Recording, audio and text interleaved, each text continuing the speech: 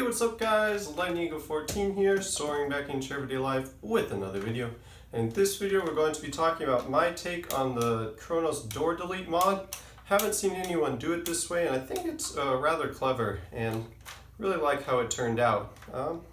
Has some unique benefits that other door delete mods do not. So anyways, sorry about missing the last 3 uploads in my schedule in the loose term. Sometimes I miss 1 a week, but 3 in a row is pretty extreme for me, and I'm really sorry about that. That was completely on me.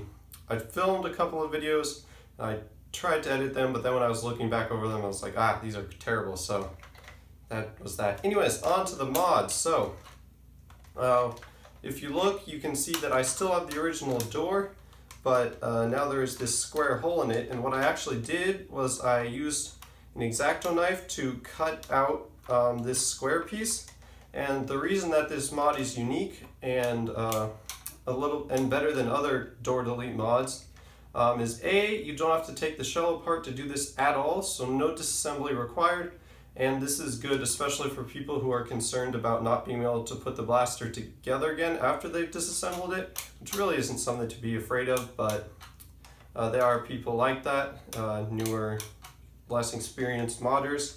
And also you don't have to buy any 3D printed pieces, and it still looks a lot better, I think, in my opinion, than just taking out the door completely, because then you're left with this kind of empty space that looks weird. So I think it looks a lot better with the original door in there.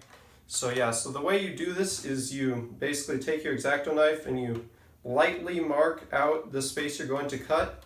And then you go over your lines several times until it's deep enough, and then you increase the pressure. And you've got to be careful with this because I actually ended up cutting through. Not sure if it's going to show up on camera, but I actually cut through into the plastic behind it, which doesn't hurt the function, but it doesn't look as nice. And I also kind of rushed this, so this could be a fair amount cleaner if you took your time a little bit more, but I'm lazy, so yeah, and it works fine. Just pop it open, load in a couple Rival rounds, close it up, and you're ready to go.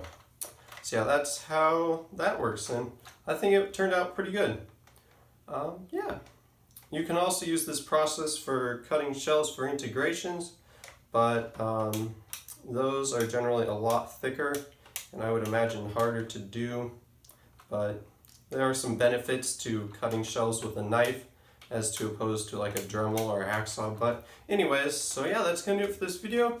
If you enjoyed the video, please comment, like, and subscribe. It would help me out a lot and I really would appreciate it. But that's gonna do it for this video. If you have any questions, comments, or concerns, please leave them in the comment section down below. And that's gonna do it for this video. I'll see you guys in the next one. Bye bye.